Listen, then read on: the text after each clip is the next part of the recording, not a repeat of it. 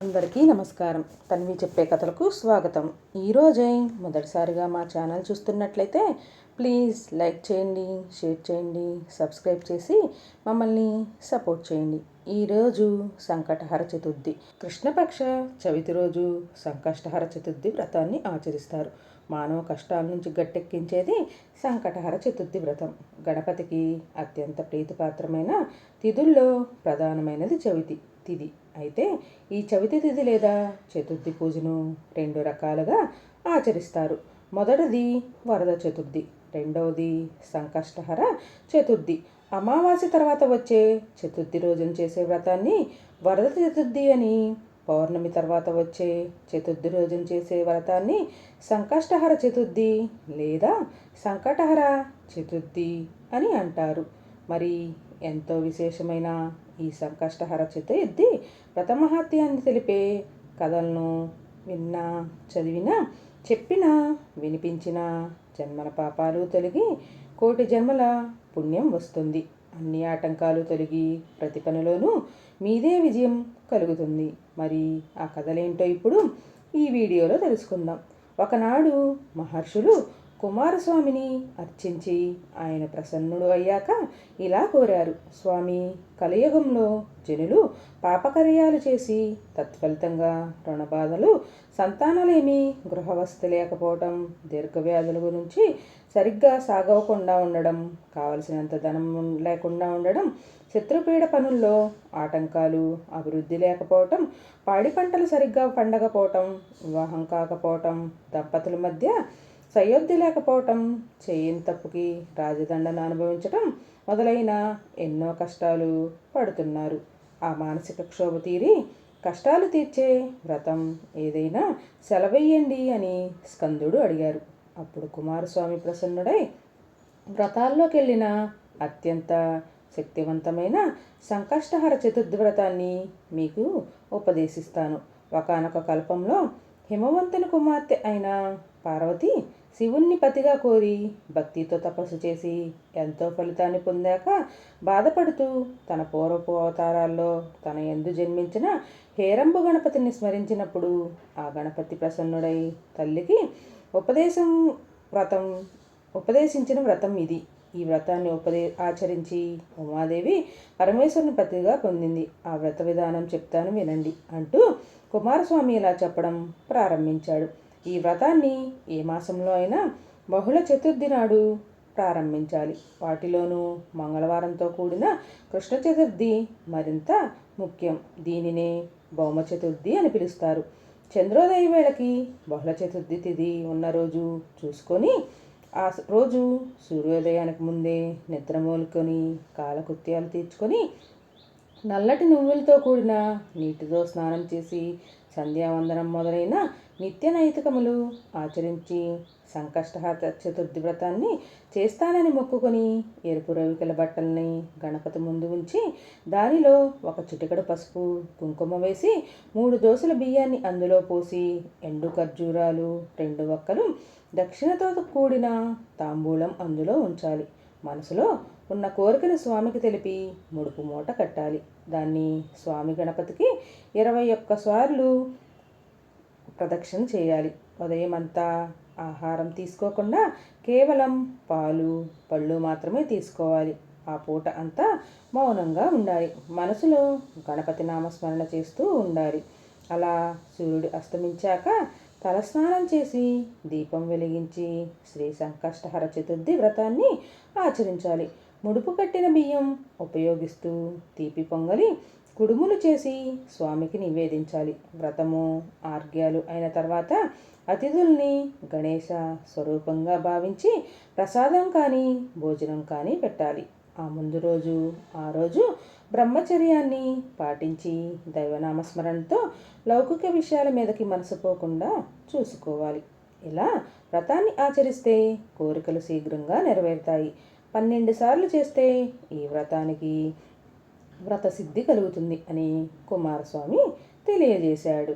ఇలా ఒకనాడు ఇంద్రుడు తన విమానంలో ఇంద్రలోకానికి వెళ్తూ ఉండగా అనేక పాపాలు చేసిన ఒకానొక వ్యక్తి ఆకాశంలో పైనుంచి ఆ విమానం పైన దృష్టి సారించాడు. అతని దృష్టి సోకగానే ఆ విమానం చటుక్కున భూమిపై అర్ధాంతరంగా ఆగిపోవటం జరిగింది.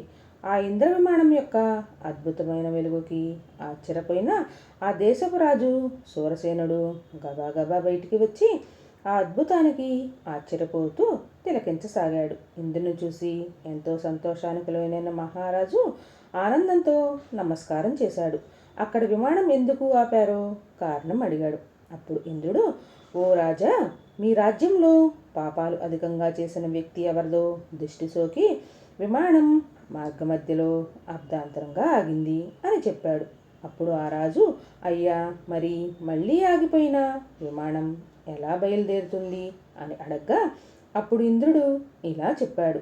ఇవాళ పంచమి, నిన్న చతుర్థి. నిన్నటి రోజున సాయంత్రం వరకు ఎవరైతే ఉపవాసం చేసి సంకష్టహర గణేష వ్రతాన్ని చేస్తారో వారి పుణ్యఫలాన్ని నాకు ఇస్తే నా విమానం తిరిగి బయలుదేరుతుంది అని చెప్పాడు. అదేవిధంగా సంకష్టహర చతుర్థి వ్రతం యొక్క మహత్యాన్ని తెలిపే కథలను ఇలా చెప్పడం ప్రారంభించాడు ఇంద్రుడు. పూర్వకాలంలో కృతవీరుడు అనే మహారాజు ఉండేవాడు.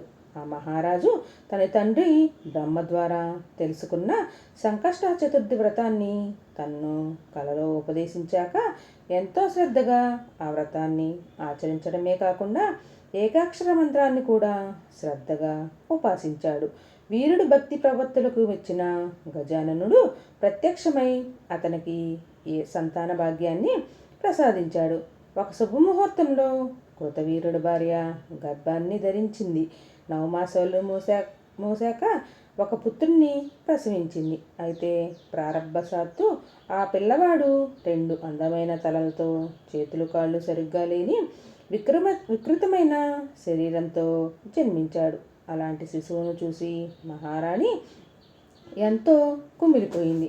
అయ్యో, ఏ జన్మలో ఏ పాపం చేశానో కదా, ఈనాడు నాకు ఇలాంటి వికారమైన పుత్రుడు జన్మించాడు. ఆ గజాననుడు వ్రతం చేసిన ఆయనకి మా మీద జాలి కలగలేదా? ఇలాంటి పుత్రుడు జన్మించాడు. ఇలాంటి వాడిని కనడం కన్నా గుడ్రాలుగా ఉండడం మంచిది కదా. విప్రుల ఆశీర్వచనాలని అసత్యాలైనా ఇక నేనేం చెయ్యాలి? ఈ పిల్లవాడిని ఎలా పెంచాలి అని దీనంగా దుఃఖించసాగింది. రాణి ఏడుపు విని మందిరంలోకి వచ్చాడు కృతవీరుడు. అక్కడ రాణి పుత్రులలో వికారంగా జన్మించిన పుత్రుడిని చూశాడు. ఆయన హృదయం కూడా ఎంతో చెలించిపోయింది. 2 చేతులు పైకెత్తి, ఓ గణనాథ, ఇదేనా నీ భక్తుడికి నీవిచ్చే వరం? నిన్ను ఒక్కసారి స్మరిస్తే సకల పాపాలు తొలగిపోతాయి అంటారే, మరి నేను ఎంతో శ్రద్ధాభక్తులతో నిన్ను ఆరాధించాను కదా, నేనేం పాపం చేశాను స్వామి? ఇన్నాళ్ళు సంతానం కోసం ఎదురు చూసినందుకు ఇదా ఫలితమని పిలిపించాడు. అప్పుడు మంత్రులు, పురోహితులు అక్కడికి వచ్చి కృతవీరుణ్ణి, అతని భార్యని ఓదారుస్తూ ఇలా పలికారు. మహారాజా, కర్మగతిని ఎవరూ తప్పించలేరు. లోకంలో శ్రీరాముడు, ధర్మరాజు లాంటి వాళ్లే ఎన్నో కష్టాలు పడ్డారు. ఇక మానవులమైన మనమెంత? మీరు ఇలా ఎంత బాధపడ్డా మీ కుమారుడికి పూర్తి అవయవాలు వస్తాయా? ఏదైనా కాలానుగుణంగా ప్రాప్తించాల్సినవి అని హితబోధ చేశారు.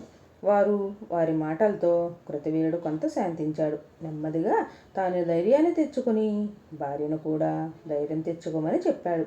క్రమంగా ఆ దంపతులు పిల్లవాడి భాగాన్ని గజాననుడికి వదిలేసి ఆ బాలుడికి ఏదోచిత సంస్కారాలు చేశారు. ఎంతోమంది విప్రులకి, పండితులకి, బీదసాదులకి అన్న వస్త్రదానాలు చేశారు. ఇలా 11 రోజులు గడిచాక తమ కుమారుడికి కార్తవీర్యుడు అనే పేరు పెట్టారు.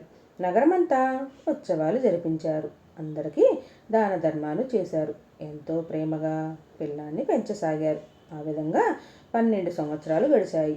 ఒకనాడు దత్తాత్రేయులు వారు కృతవీరుడు ఆస్థానానికి వచ్చారు. దీంతో మహారాజు ఆయన్ని ఘనంగా స్వాగతించి అతిథి మర్యాదలు చేసి గౌరవించాడు. దత్తాత్రేయుల వారు సుఖంగా కూర్చున్నాక ఆయన పాదాల మీద పడి, మహాత్మా, మీ రాకతో మా రాజ్యం ఎంతో పవిత్రమైనది. మా జీవితాలు ధన్యమయ్యాయి. మీలాంటి పుణ్యాత్ముల దర్శనం దుర్లభం. ఎంతో పుణ్యం చేసుకుంటే గాని మీ దర్శనం లభించదు. స్వామి, నన్ను, నా కుటుంబాన్ని, నా రాజ్యాన్ని ఆశీర్వదించండి అని కోరాడు. ఇక దత్తాత్రేయుల వారు చిరునవ్వుతో ఇలా పలికారు. రాజా, నేను నీ కుమారుణ్ణి చూద్దామని వచ్చానయ్యా. ఏడి, ఇటు తీసుకురా అని అనగానే కృతవీరుడు కుమారుని పరిజనాన్ని పంపించి వికలాంగుడైన తన కుమారుణ్ణి దత్తుల వారి దగ్గరికి తెప్పించాడు. స్వామి కార్తవీరుని పరిశీలనగా చూశాడు. అప్పుడు కృతవీరుడు, మహానుభావ, నేనెంతో తపించి గణేశుణ్ణి ఆరాధించి ఆయన మంత్రాన్ని కఠోర దీక్షతో ఆచరించాను. ఆ ప్రభువుకి నా మీద దయ కలగలేదు ఏమో, ఇలాంటి అంగవికలుడైన పుత్రుణ్ణి ప్రసాదించాడు. నా దురదృష్టం గురించి ఇంకేం చెప్పను. నాలాంటి అభాగ్యుడు లోకంలో ఇంకెవరూ ఉండడు. దయచేసి నా కుమారుడి అంగవైకల్యం తొలగిపోయే దారి చూపండి స్వామి. జన్మజన్మలకి మీకు రుణపడి ఉంటా అని దీనంగా ప్రార్థించాడు. అప్పుడు దత్తాత్రేయుల వారు ఇలా పలికారు. మహారాజా, నీవేం బాధపడకు. ఇప్పుడే నీ కుమారుడు గురించి, అతని భవిష్యత్తు గురించి ధ్యానంలో చూశాను. నీ పుత్రుడు సామాన్యుడు కాదు, అసమాన పరాక్రమవంతుడుగా ఈ విశ్వంలో ఎంతో పేరు తెచ్చుకుంటాడు. లోకంలో ఉన్న రాజులందరినీ ఓడించి భూమండలానికి సార్వభౌముడు అవుతాడు.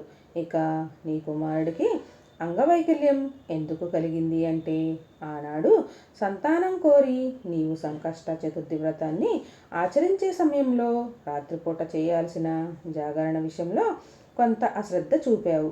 శుద్ధ ఆచమనం లాంటి కొన్ని నియమాల్ని అస్సలు నువ్వు పాటించలేదు. దాంతో వ్రతానికి లోపం కలిగింది. అందుకే నీకిలా విహీనమైన పుత్రుడు జన్మించాడు అని చెప్పి కృతవీరుడు కుమారుణ్ణి దగ్గరకు తీసుకొని అతని చెవిలో సాంగుభాగంగా గణపతి ఏకాక్షర బీజమంత్రాన్ని ఉపదేశించాడు. దత్తాత్రేయుడు, నాయనా కార్తవీర, నేను ఉపదేశించిన ఈ దివ్య మంత్రాన్ని భక్తిగా ఉపాసించు. ఈ విధంగా ఏకభుక్తంతో 12 సంవత్సరాలు తపస్సు చేస్తే భక్తవరదుడైన గణేశుడు నీకు సాక్షాత్కరిస్తాడు. ఆ మహాదేవుడి దివ్య దృష్టి నీ మీద పడితే చాలు, నీ వికార ఆకారం పోయి దివ్య శరీరాన్ని పొందుతావు అని ఆశీర్వదించి రాజు దగ్గర వీడ్కోలు తీసుకొని వెళ్ళిపోయాడు. దత్తాత్రేయుడు కార్తవీరుడి తండ్రి దగ్గరికి వెళ్ళి, నాన్నగారు, దత్తాత్రేయుల వారు చెప్పినట్లే నేను గజాననుడి కోసం తపస్సు చేస్తాను. అందుకు అవసరమైన ఏర్పాట్లు చేయండి అని కోరాడు. అందుకు కృతవీరుడు ఎంతో సంతోషించి సమీపంలో ఉన్న అరణ్యంలో ఒక చక్కని ప్రదేశంలో ప్రశాంతమైన ఆశ్రమాన్ని నిర్మింపజేశాడు. తపస్సు నిర్విఘ్నంగా చేసుకోవడానికి తగిన ఏర్పాట్లు చేసి సేవకుల ద్వారా తన కుమారుణ్ణి ఆశ్రమానికి చేర్చాడు. అలా ఆశ్రమం చేరిన కార్తవీరుడు ఒక శుభముహూర్తంలో దత్తుల వారు ఉపదేశించిన మంత్రాన్ని శ్రద్ధగా ఉపాసించడం ప్రారంభించారు. కఠోరమైన దీక్షతో కార్తవీరుడు తపస్సు సాగిపోతుంది. ఎండకి, వానకి, చలికి చలించకుండా అలాగే గణేశ మంత్రాన్ని ధ్యానిస్తున్నాడు. క్రమంగా 12 సంవత్సరాలు గడిచిపోయాయి. ఒక శుభముహూర్తంలో కార్తవీరుడు తపస్సు చేస్తున్న ప్రదేశానికి ఎదురుగా ఉన్న సరోవరం నుంచి ఎర్రటి పగడం లాంటి వర్ణంతో ప్రకాశిస్తూ గజాననుడు ప్రత్యక్షమయ్యాడు. మృదుమృదురమైన స్వరంతో ఇలా పలికాడు. నాయనా కార్తవీర, నీ కఠోర తపస్సుకు మెచ్చాను. క్రూర మృగాలు సంచరించే ఈ భయంకరమైన అడవిలో ఏమాత్రం భయపడకుండా 12 సంవత్సరాలు దీక్షగా తపస్సు చేశావు. నీకు వరాలు ఇవ్వడానికే వచ్చాను. ఏం కావాలో కోరుకో అన్నాడు గజాననుడు. గజాననుడి దివ్యస్వరం ధ్యాననిష్టలో ఉన్న కార్తవీరుడికి వినిపించింది. నెమ్మదిగా కళ్ళు తెరిచాడు. ఎదురుగా కనిపించిన గజాననుడి పాదాల మీద పడిపోయాడు. తన కన్నీటితో ఆయన పాదాలు కడిగాడు. దేవాదిదేవ గణనాథ, నీ దివ్యపాద పద్మాల మీద నాకు స్థిరమైన భక్తిని ప్రసాదించు. ఇక నాకు ఏ కోరిక లేదు. అయితే నా వికృత రూపాన్ని చూసి నా తల్లిదండ్రులు ఎంతగానో కుమిలిపోతున్నారు. వారి సంతోషం కోసం నాకు అందరిలాంటి శరీరాన్ని అనుగ్రహించు అని పలికాడు. అతని మాటలకు నవ్వుకున్న గజాననుడు వెంటనే సూక్ష్మ రూపాన్ని ధరించి కార్తవీర్యుడు ఉదరంలోకి ప్రవేశించాడు. అలా స్వామి ప్రవేశించిన వెంటనే కార్తవీర్యుడికి అంగవైకల్యం తొలగిపోయి దివ్యదేవం దేహం ప్రాప్తించింది. నవయువకుడిలా మారిపోయాడు. 2 చేతుల స్నానంలో 1000 చేతులు వచ్చాయి. ధీరుడుగా నిలబడ్డ ఆ కార్తవీర్యుని చూసి దేవతలంతా ఆశ్చర్యపోయి పూలవాన కురిపించారు. ఈ విధంగా గణేశవర ప్రభావంతో మహాబలవంతుడైన కార్తవీర్యుడు ఉత్సాహంతో దిక్కులన్నీ అదిరిపోయేలా ఒక్కసారి సింహనాదం చేశాడు. ఆ ధ్వనికి సమస్త రాజలోకం గడగడలాగిడిపోయింది. లోకాలన్నీ ఉలిక్కి పడ్డాయి. ఒకేసారి 500 బాణాన్ని ప్రయోగించగల సామర్థ్యం కార్తవీర్యుడికి కలిగింది. కార్తవీర్యుడి సహా బాహువులను దర్శించి ఆశ్చర్యపోయిన దేవతలంతా కిందకు దిగి గణేశ వరప్రసాదుడైన అతనితో ఇలా పలికారు. కార్తవీర, నీవు ఎంతో గొప్పవాడివి. నీకు ఎక్కడ తిరుగులేదు. నిన్ను స్మరిస్తే చాలు పోయిన వస్తువులు మళ్ళీ దొరుకుతాయి. సకల లోకవాసుల బాధల్ని తొలగించగలిగే సామర్థ్యం నీకు వస్తుంది. ఈ కల్పాంతం వరకు నీవు జీవిస్తావు అని దీవించి తిరిగి వెళ్ళిపోయారు దేవతలు. ఇక కార్తవీర్యుడు ప్రతిభా విశేషాలు భూలోకంలో ఉన్న రాజులందరికీ తెలిసింది. ఇక తామే ఆయన దగ్గరికి వచ్చి సామంతులుగా ప్రకటించుకున్నారు. ఎన్నో విలువైన కానుకలు సమర్పించారు. తరువాత కార్తవీర్యుడు తన దగ్గర పోగైన సంపదతో తాను తపస్సు చేసిన ప్రాంతంలో అందమైన గణపతి విగ్రహాన్ని ప్రతిష్ఠించాడు. తాను ప్రతిష్ఠించిన స్వామికి ప్రవాళ గణపతి అన్న పేరు పెట్టి నిత్యం భక్తి శ్రద్ధలతో అర్చించసాగాడు. నాటి నుంచి ఆ దివ్య క్షేత్రం ప్రవాళ క్షేత్రం అనే పేరుతో సుప్రసిద్ధమైంది. ఆ క్షేత్రంలో చేసే తపస్సు సద్య ఫలితాన్ని ఇస్తుంది. అక్కడే పూర్వం ఆదిశేషుడు కూడా కుబారాన్ని మోసే సామర్థ్యాన్ని, సర్వజ్ఞత్వాన్ని, 1000 పడగల్ని గణేశుడి అనుగ్రహంతో పొందాడు. ఆ విధంగా తనకు వరాలు లభించిన ఆ క్షేత్రం మీద ప్రేమతో అక్కడికి వచ్చి తాను కూడా ఒక గణపతి ప్రతిమను స్థాపించాడు. ఆ మూర్తికి ధరణీధరుడు అనే పేరు. ఈ ధరణీధరమూర్తిని స్మరించిన వారికి సకల కార్యసిద్ధి కలుగుతుంది. కొంతకాలం తర్వాత కార్తవీర్యుడు తల్లిదండ్రుల్ని చూడడానికి 1000 బాహువులతో తన రాజ్యాన్ని చేరుకున్నాడు. అంగవైకల్యంతో వెళ్ళిన కుమారుడు సహస్ర బాహువులతో మహాబలవంతుడిగా తిరిగి వచ్చేసరికి ఆ రాజదంపతులు ఎంతో సంతోషించారు. ఆ రోజు రాజ్యమంతా ఘనంగా ఉత్సవాలు జరిపించారు. అడిగిన వారికి అడగని వారికి విరివిరివిగా దానాలు చేశారు. వారి ఆనందానికి అవధులు లేకుండా పోయాయి. తమకింత భాగ్యాన్ని ప్రసాదించిన దత్తాత్రేయుడి వారికి గజాననుడికి హృదయపూర్వకంగా మనసులోని కృతజ్ఞతలు తెలుపుకున్నారు. రాజ్యంలో ఉన్న వేద పండితులు పురోహితులందరూ ఇచ్చేసి కార్తవీర్యుణ్ణి అతని తల్లిదండ్రుల్ని సమత్రకంగా ఆశీర్వదించారు. ఈ విధంగా ఇంద్రుడు సురసేన మహారాజుతో ఇలా అన్నాడు. సురసేన మహారాజు, విన్నావు కదా సంకష్టహర చతుర్థి మహిమ ఎంత గొప్పదో. ఈ వ్రతమహత్యం గురించి పూర్తిగా చెప్పడం సృష్టిలో ఎవరికీ సాధ్యం కాదు. సకల మానవాళికి మేలు కలిగించే ఈ వ్రతం ఎంతో విశేషమైనది. కృతవీర్యుడి ద్వారానే ఈ లోకానికి తీసుకురాబడింది. ఈ వ్రతం గురించి స్మరిస్తే చాలు సకల పాపాలు నశించిపోతాయి. ఈ వ్రతాన్ని చేయడం వల్ల రావణుడు మహావీరుడు అయ్యాడు. పాండవులు దీన్ని ఆచరించే కోల్పోయిన తమ రాజ్యాన్ని తిరిగి పొందారు. ఇక నీవు మా విమానం పైకి ఎగిరే మార్గం చూడు అన్నాడు ఇంద్రుడు. అప్పుడు ఇంద్రుడి ద్వారా గణేష చతుర్థి వ్రత మహత్యాన్ని విన్న సురసేన మహారాజు ఎంతో సంతోషించారు. తన భటుల్ని పిలిచి, మీరంతా మన రాజ్యంలో నలుమూలలకి వెళ్ళండి. ఇంటింటికి వెళ్ళి సంకష్ట చతుర్థి వ్రతాన్ని ఆచరించిన వాళ్ళు ఎవరైనా ఉంటే తక్షణమే ఇక్కడికి తీసుకురండి అని ఆదేశించాడు. వెంటనే రాజభటులు నగరంలోకి వెళ్ళారు. ప్రతి ఇంటికి వెళ్ళి ఆ ఇంట్లో ఎవరైనా చతుర్థి వ్రతాన్ని ఆచరించారా అని విచారించసాగారు. ఆ విధంగా తిరుగుతూ ఉన్న వారి కళ్ళకి ఒక ఇంటి దగ్గర దివ్య విమానం ఆగి కనిపించింది. అది చూసి ఆశ్చర్యపోయి ఆ ఇంటి దగ్గరికి వెళ్ళారు రాజభటులు. ఆ ఇంట్లో వాళ్ళంతా కుష్ఠవ్యాధితో పీడింపబడుతూ గాయాల నుంచి రసికారుతూ ఉన్న ఒక చండాల స్త్రీ వారికి కనిపించింది. ఆ స్త్రీని తీసుకువెళ్ళడానికి ఆ దివ్య విమానం వచ్చింది అన్న విషయాన్ని విమానం నుంచి దిగిన గణేష దూతలు రాజభటులకి చెప్పారు. రాజభటులకి ఈ వింత ఏమిటో అర్థం కాలేదు. వారు ఇలా పలికారు: ఓ గణపతి దూతల్లారా, ఈ స్త్రీని చూస్తేనే చాలా వికృతంగా జగుప్సాకారంగా ఉంది. పైగా చండాలి కూడా కదా. మరి ఇలాంటి పాపని తీసుకెళ్ళడానికి మీరు వచ్చారేమిటి? అసలు ఈ దుస్థితి ఆమెకి ఎలా కలిగింది?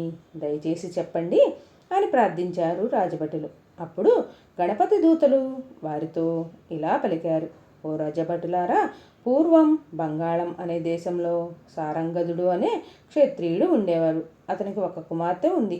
ఆమె పేరు సుందరి. ఎంతో సౌందర్యవతి, మునుల మనసుల్ని కూడా మోహింపజేసేంత అందమైనది. ఆమె అయితే ప్రారబ్ధవసాన పెద్ద జానగా మనసుల్ని కూడా మారింది.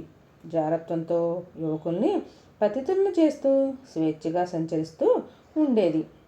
ఇంటిని వదిలేసి ఒక వేశ్యల నగరమంతా తిరుగుతూ కోరిన వాడితో రమిస్తూ కాలాన్ని గడిపేది. అలా విశృంఖలంగా తిరుగుతున్న సుందరి ఒకనాడు చిత్రుడు అనే యువకుని వివాహం చేసుకుంది. అలా వివాహం అయినప్పటికీ ఆమె ప్రవర్తనలో ఏ మార్పు రాలేదు. అతన్ని కూడా మోసం చేసి ఆస్తినంతా తన విలాసాలకు ఖర్చు చేసింది. ఒకనాటి రాత్రి భర్త నిద్రపోతున్న సమయంలో సుందరి చక్కగా అలంకరించుకొని నెమ్మదిగా తన విటుడి దగ్గరికి బయలుదేరింది. అంతలో మెలకువ వచ్చిన చిత్తుడు తన భార్య బయటికి వెళ్తూ ఉండడం గమనించి ఆమె చేయి పెట్టుకొని ఆపాడు. అప్పుడు, ఓసి నీచురాల, భర్త నేను ఉండగా విటుడు కోసం వెళ్ళి జారత్వం ప్రదర్శిస్తావా? నీకేమైనా బుద్ధి ఉందా? నీవు అసలు సరైన ఆడదానివేవా అని తీవ్రంగా మందలించాడు. దీంతో భర్త మాటలు సుందరిలో ఉన్న ఆగ్రహాన్ని తట్టిలేపాయి.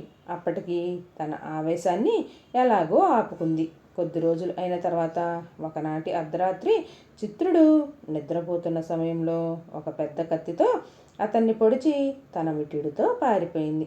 మర్నాడు ఉదయం ఈ విషయాన్ని ఇరుగు పొరుగు వారు తెలుసుకొని చిత్రుడి దీనవస్థకు జారిపడి వారే అంతర్క్రియలు చేయించారు.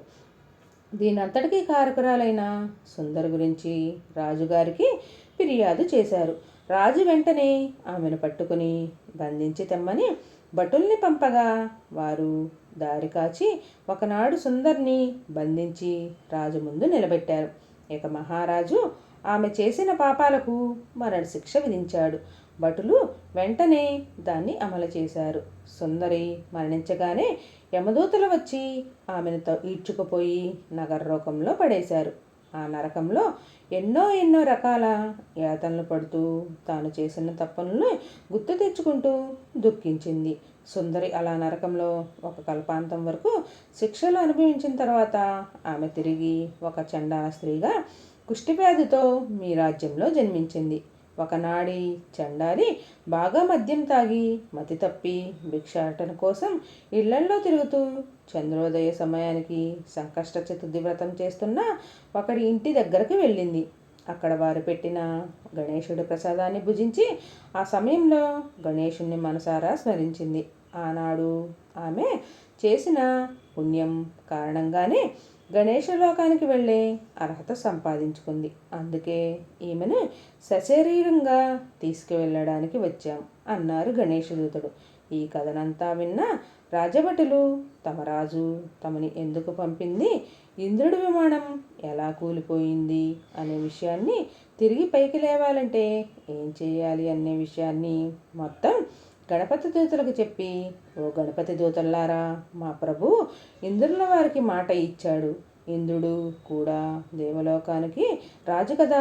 మీరు దయతలిచి ఈ చండాల్ని మాతో పంపిస్తే ఈమె చేతయ్య చతుర్థి వ్రత దర్శనం ద్వారా ఆమెకు లభించిన పుణ్యాన్ని దారపోయించి ఇంద్రుడి విమానాన్ని తిరిగి వెళ్ళిపోయేలా చేస్తాం అని దయచేసి మా మాట వినండి అని కోరారు. అప్పుడు గణపతి దూతలు ఇలా పలికారు: ఓ రాజభటులారా, ఈమెను మీతో పంపడం కుదరదు. అందుకు మా ప్రభువు అనుమతి లేదు, ఇక మీరు వెళ్ళొచ్చు అంటూ ఆ చండాల స్త్రీని నెమ్మదిగా తమ విమానం ఎక్కించారు. విమానం ఎక్కి ఎక్కడో తోటే ఆమెకి దివ్య శరీరం ప్రాప్తించింది. మంగళనాదాలు వినిపించగా గణేష్ దూతలు ఆమెతో సహా గణేశలోకానికి బయలుదేరారు. ఈ విషయాన్ని పరుగున వెళ్ళి సురసేనుడికి చెప్పారు భటులు. అంతలో గణపతి లోకానికి వెళ్తున్న విమానం నలువైపులా దివ్యకాంతుల్ని వెదజల్లుతూ నింగిలోకి ప్రయాణిస్తూ వారికి కనిపించింది. ఆ విమానంలో నుంచి దివ్య రూపాన్ని ధరించిన చండాలి ఒక్కసారి కిందకు చూసింది. ఆమె దివ్య దృష్టి ఇంద్రుడి విమానం మీద పడింది. అంతే, ఆమె పుణ్య ప్రభావంతో ఇంద్రుడి విమానం పైకి లేచింది. ఈ దృశ్యాన్ని చూసి అందరూ ఆశ్చర్యపోయారు. ఇక సురసేనుడు ఇంద్రుడికి వీడ్కోలు చెప్పి ఈ వింతను తలుచుకుంటూ అంతఃపురానికి వెళ్ళిపోగా దివ్య శరీరాన్ని ధరించిన చండాలి గణపతి లోకాన్ని చేరుకుంది. ఇంద్రుడి ద్వారా సంకష్టహర చతుర్థి వ్రతాన్ని గొప్పతనాన్ని విన్న సురసేనుడికి తాను కూడా ఆ దివ్య వ్రతాన్ని చేసి గణేశుడి అనుగ్రహం పొందాలి అన్న సంకల్పం కలిగింది. తన మందిరానికి చేరుకొని వెంటనే కులగురువైన వశిష్ఠుల వారికి కబురు పెట్టాడు సూరసేనుడు. ఆయన రాగానే ఆర్ఘ్యపాదాలతో సత్కరించి, మహానుభావ గురుదేవ, నేను ఇటీవలే ఇంద్రుడి ద్వారా సంకష్ట చతుర్థి వ్రతం గొప్పతనం తెలుసుకున్నాను. దయచేసి తమరు మంచి ముహూర్తం నిర్ణయించండి. నాకు కూడా ఆ వ్రతాన్ని చేయాలి అని ఉంది అని కోరాడు సూరసేనుడు. వశిష్ఠుడు ప్రశాంతంగా ఇలా పలికాడు. మహారాజా, వచ్చే మాఘమాసంలో బహుళపక్షంలో వచ్చే చతుర్థి ఎంతో విశేషమైనది. ఎందుకంటే ఆ రోజు మంగళవారం కూడా కలిసి వచ్చింది. ఆ రోజు కనుక నీవు వ్రతాన్ని చేస్తే నీవు అనుకున్న సంకల్పాలన్నీ నెరవేరుతాయి అని చెప్పి ఆశీర్వదించి వెళ్ళిపోయాడు.